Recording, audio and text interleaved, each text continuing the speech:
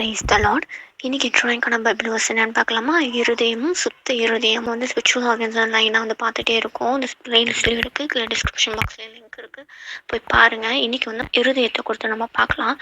எசேக்கியேல் 36 உங்களுக்கு நவமான இருதயத்தை கொடுத்து உங்கள் உள்ளத்திலேயே புதிதான ஆவியை கட்டளையிட்டு கல்லான இருதயத்தை உங்கள் மாம்சத்திலிருந்து எடுத்து போட்டு சதையான இருதயத்தை உங்களுக்கு கொடுப்பேன். அதாவது இயேசுப்பா வந்து நம்மளுக்கு வந்து ஒரு புது இருதயத்தையும் புது ஆவியை வந்து கொடுக்க விரும்புகிறார். அதை புது ஆவினா பரிசுத்த ஆவியானவர்.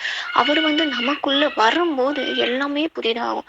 பழையவங்களாம் ஒளிந்து போகுது, எல்லாம் புதிதாக மாறும்னு சொல்லி பழைய உள்ளான மனுஷன் வந்து போய் புதிய சிருஷ்டியா புதிய ஒரு மனுஷனா நமக்குள்ள வருவான்.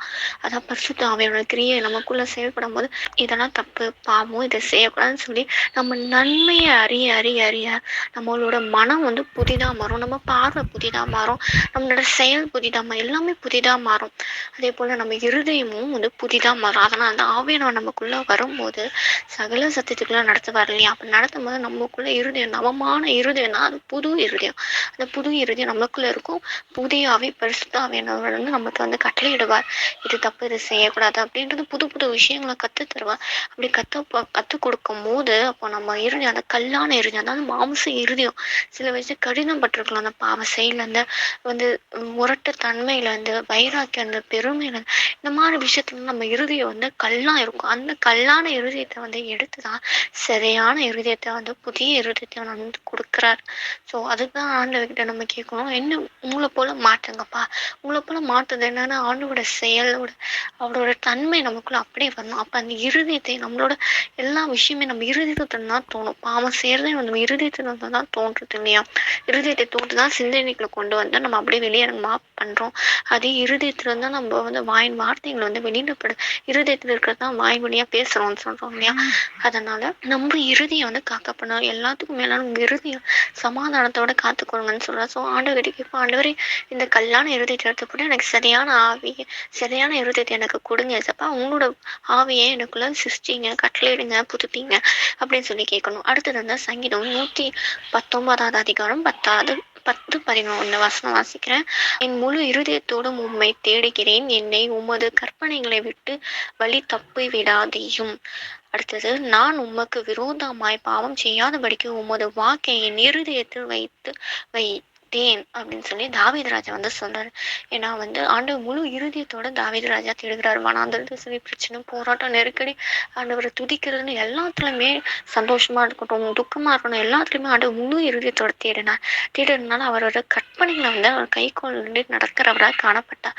நம்மளும் ஆண்டவர்கிட்ட ஒப்பு கொடுக்கணும். ஏசப்பா, என் முழு இருதயத்தோடு உங்களை நான் சேவிக்கணும், தேடணும்ப்பா. அவங்க கட்டளை கை கொண்டு நடக்கிற பிள்ளையா நான் இருக்கணும், எனக்கு உதவி செய்யுங்க. அதே போல விரோதமா நான் வந்து பாவம் செய்யாத படிக்க உங்களோட வாக்கு வசனம் வார்த்தைகள் வந்து என் இருதயத்துல வைத்து நம்ம சொல்லி தாவீது ராஜா சொல்ற. அதே போல நம்மளும் கேட்கணும், ஏசப்பா இந்த பாவம் நிறைஞ்ச உணர்ந்துக்கிறதுல நான் பாவம் செய்யாதபடி உங்களோட வாக்கு உங்க வார்த்தை என் இருதய பலகையில எழுதி வைக்க எனக்கு உதவி செய்யுங்க ஏசப்பா அப்படின்னு நம்ம கேட்கணும். நிச்சயமா கர்த்தரோட வார்த்தை நம்ம மூலியமா பிறகு வெளிப்படுமா அந்த கிரியை வந்து பிறரும் அதுக்கு ஆசீர்வாதமா இருக்கும். அடுத்தது 1 பேதுரு 1:22 ஆகையால் நீங்கள் மாயமற்ற சகோதர சிநேகிதம் உள்ளவர்களாகும்படி ஆவியினாலே சத்தியத்திற்கு கீழ்ப்படிந்து உங்க ஆத்துமாக்களை சுத்தமாக்கி கொண்டவர்களாய் இருக்கிறபடினால் சுத்த இருதயத்தோடு ஒருவரோடு ஊக்கமாய் அன்பு கூறுங்கள். அதாவது நீங்க வந்து மாயமற்ற சகோதரா இருக்கிறீர் அப்படின்னு சொல்லிட்டு பேதுரு வந்து எழுதுறார். மாயமற்ற சகோதரன்னா நமக்குள்ள இருக்க அன்பு இருக்கு பார்த்தீங்களா, அந்த சிநேகிதம் அது வந்து மாயமற்றதா இருக்கும், போலியா இருக்கு அப்படின்னு சொல்றாரு. ஸோ அது வந்து உண்மையான ஒரு அன்பு வெளிக்காட்டு கிறிஸ்துவ அன்பை வெளிக்காட்டுறதுக்கு நம்ம என்ன செய்யணும்னா ஆவியினாலே சத்தியத்திற்கு கீழ்படிந்து ஆவியான உதவியோட இசப்பாவோட சத்திய வாழ்ந்துக்கு கீழ்ப்படி நடந்து நம்ம ஆத்மாக்களை சுத்திக்கிறோம். வசனம் இருக்க வாலிபன் எதனாலே தம்முடைய சுத்திக்கிறோம் உங்களுடைய வேத வசனத்தான அந்த மாதிரி வேத வசனம் வார்த்தைகளை வைத்து நம்ம ஆத்மாவை நம்ம இருதயத்தை நம்ம வந்து சுத்திக்கிறோம். அந்த வார்த்தையை கொண்டு நம்ம சுத்திகரிக்கும் போது நமக்கு வந்து இருதயம் அப்போ உண்டாகுமா. அப்போ உண்டாகும் போது என்ன நடக்கும்னா ஒருவருக்கு ஒரு ஊக்கமா அன்பு செலுத்துவோமா. அந்த இருதயம் வந்து சுத்தமா இல்லைன்னு வச்சுக்கோங்க, கசப்பு, வெறுப்பு, கோவம், பகை, எரிச்சல் இருந்துச்சுன்னா பிறரை பார்த்தாவே எரிச்சல் வரும். அன்பே செலுத்த முடியாது. மன்னிக்கிற சுபாவமே இருக்காது. அதனால தான் சொல்றேன், ஆவியான உதவியோட வார்த்தைகள வந்து நம்ம இருதயத்துல வைக்கும்போது சுத்திகரிப்பு உண்டாகும். அப்ப சுத்திகரிக்கும்போது நம்ம வந்து நம்ம அறியாமலே பிறரை வந்து நேசிக்க ஆரம்பிப்போம். அதான் கிறிஸ்துவ அன்பு நம்மள நெருக்கி ஏவுகிறதுன்னு. இதனால தான் நம்ம இருதயம் சுத்தமா இருந்தா தான் பிறரை வந்து நேசிக்கிற தன்மை நமக்குள்ள வரும். அதனால நம்ம ஆண்டவர்கிட்ட கேட்போம். ஆண்டவரே இயேசப்பா, உங்க வார்த்தைய நான் கைக்கொண்டு நடக்கணும். என்னோட இருதயம் வந்து நவமான இருதயமா, சுத்த இருதயமா இருக்கணும். என் ஆவி, ஆத்துமா, சரீரத்த இருதயத்த பரிசுத்தமாக்குங்க. உங்க வார்த்தைக்கு நான் கீழ்ப்படிந்து இருக்கணும். அனுதினமும் உங்களை தேடணும். முழு இருதயத்தோட உம்மை தேடணும். உங்க கட்டளையில கைக்கொண்டு நடக்கணும் ஏசப்பா. உமக்கு விரோதமா பாவம் செய்யாதபடி உங்க வாக்கை என் இருதயத்துல எப்போதுமே வைத்து இருக்க கிருபை தாங்க ஏசப்பா. பிறரை நேசிக்கிறதுக்கு எனக்கு முதல்ல என் இருதயத்தை வந்து எனக்கு சுத்திகரிங்க. என் ஆத்மாவை சுத்திகரிங்க. பிறரை நேசிக்கிற தன்மையும் ஆண்டவரை மன்னிக்கிற தன்மையும் எனக்கு தாங்க ஏசப்பா.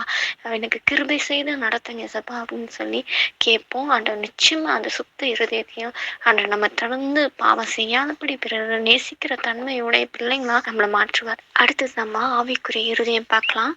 மத்தேயு 5:8 இருதயத்தில் சுத்தமுள்ளவர்கள் பாக்கியவான்கள், அவர்கள் தேவனை தரிசிப்பார்கள். ஏற்கனவே நம்ம வந்து முன்னாடி வந்து படிச்சுட்டே வந்தோம். இருதயம் வந்து சுத்தம் இருக்கும்போது தான் ஆண்டவரோட வார்த்தை நமக்குள்ள கைக்குள்ள நடக்க முடியும், பிறரை நேசிக்க முடியும் அப்படின்னு. அதே மாதிரி இருதயத்துல அந்த சுத்தம் இருக்கிறவங்க தான் பாக்கியவானும். அப்படிப்பட்ட ஒரு சுத்தம் இருதயம் நமக்கு வந்து தேவைப்படணும். ஆண்டவர்கிட்ட கேட்போம். அப்பதான் தேவனை தரிசிக்க முடியுமா? அது எவ்வளவு பெரிய பாக்கியம் இல்லை? தேவனை தரிசிக்கிறதுனா அப்ப நமக்குள்ள அந்த சுத்த இருதயம் இருக்கும்போது தான் பிறரை நேசிப்போம். நேசிக்கிறதுனா கிறிஸ்து வந்து வெளிப்படுவோம். அப்படி இருக்கும்போது கிறிஸ்துவையே நம்ம சந்திப்போம், தரிசனத்தை பார்ப்போம். அந்த பாக்கியத்தை நம்ம பெற்றுக்கொள்ளலாம். ஆண்டவர்கிட்ட கேட்போம். அந்த பாக்கியத்தை எனக்கு கொடுங்க ஏசப்பா. என் இருதயம் சுத்தமுள்ளதான் இருக்கணும். தேவனை தரிசிக்கிற இருதயமா அது இருக்கணும் ஏசப்பா, எனக்கு உதவி செய்யுங்க அப்படின்னு கேட்போம். அடுத்தது மத்தேயு 22:38 39. இயேசு அவர்களை நோக்கி, உங்கள் தேவனாகிய கர்த்தரிடத்தில் உங்கள் முழு இருதயத்தோடும் உங்கள் முழு ஆத்துமாவோடும் முழு மனதோடும் அன்பு கூறுவாயாக. இதான் முதலாவது கற்பனை. இதற்கு ஒப்பாய் இருக்கிற இரண்டாவது கற்பனை என்னவென்றால், உன்னிடத்தில் நீ அன்பு கூறுகிறது போல பிறரிடத்தில் அன்பு கூறுவாயாக என்பதே. அதாவது இது முக்கியமான ஒரு விஷயம் என்னன்னா, இருதயத்துல சுத்தமா இருந்தா மட்டும்தான் நம்மளோட தேவனை வந்து முழு இருதயத்தோடும் முழு ஆத்மாவோடும் முழு மனதோடும் அன்பு கூறவே முடியும். அவர்கிட்ட நம்ம ஃபர்ஸ்ட் அன்பு கூர்ந்தாதான் பிறர்கிட்டயும் அன்பு கூற முடியும். அதாவது ரெண்டாவது கற்பனை, உன்னிடத்தில் நீ அன்பு கூறுகிறது போல பிறரிடத்தில் அன்பு கூறுவாயாக என்பதே.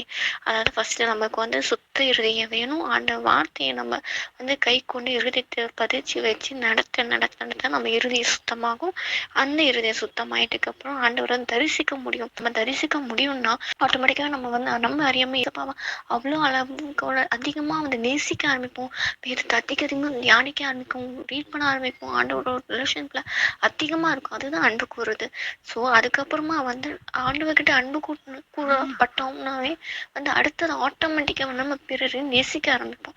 ஸோ மூல காரணமே நம்ம வந்து இருதயம் சுத்தமாக இருந்தால் தான் இந்த இவ்வளோ விஷயங்கள் பின்னாடி நம்ம வந்து ஆசீர்வாதமாக நமக்கு வந்து பெற்றுக்கொள்ள முடியும். ஸோ இசப்பா கிட்டே போய் கேட்போமா, இசப்பா எனக்கு வந்து சுத்த இருதயம் தாங்க இசப்பா. சுத்த இருதயம் இருந்தால் மட்டும்தான் ஆண்டவரே உங்கள் வார்த்தையை நான் கை கொண்டு நடக்க முடியும்.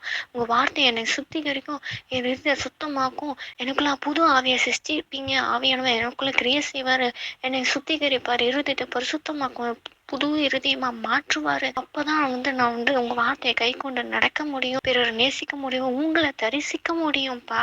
அப்போ உங்களை வந்து நான் முழு மனதோட ஆத்மாவோட இருதயத்தோட நான் உங்களை வந்து நேசிக்க முடியாதுப்பா, அன்பு கூற முடியாதுப்பா. உங்ககிட்ட அன்பு கூறினாவே ஆட்டோமேட்டிக்கா உங்களோட அன்பு என் மூலியமா பிறருக்கு தெரியப்படும் போது அவங்களுக்கும் நான் அன்பு செலுத்துற பிள்ளையா நான் இருப்பேன் ஏசப்பா. அதனால இதுக்கு முக்கியமா இருக்கிறது அந்த சுத்த இருதயத்தை எனக்குள்ள சிருஷ்டியும் தகப்பனே, என்னோட இருதயத்தை உங்க கருத்துல ஒப்படைக்கிறேன் ஏசப்பா. சுத்த இருதயமா மாற்றித்தாங்க. உங்க வார்த்தையை கீழ்படி நடக்கிற பிள்ளையா என்னை மாற்றி நடத்துங்க ஏசப்பா. எப்படி மோசே வந்து தரிசித்தாரோ, உங்களை முகமுகமா பார்த்தாரோ, அதே போல நானும் உங்களை வந்து தரிசிக்கணும், பார்க்கணும், அன்பு கூறணும் ஏசப்பா. எனக்கு உதவி செய்து நடத்துங்க ஏசப்பா. நாமத்தில் ஆமீன் அப்படின்னு சொல்லி ஏசப்பா கிட்ட கேட்போம். நிச்சயமா ஆண்டவர் நம்ம இருதயத்தை சுத்த இருதயமா மாற்றி அவரோட அன்பை நம்ம மூலியமா பிறருக்கு காட்டி அவங்களையும் ஆசீர்வதிக்க வல்லவரா இருக்காரு. ஆமீன்.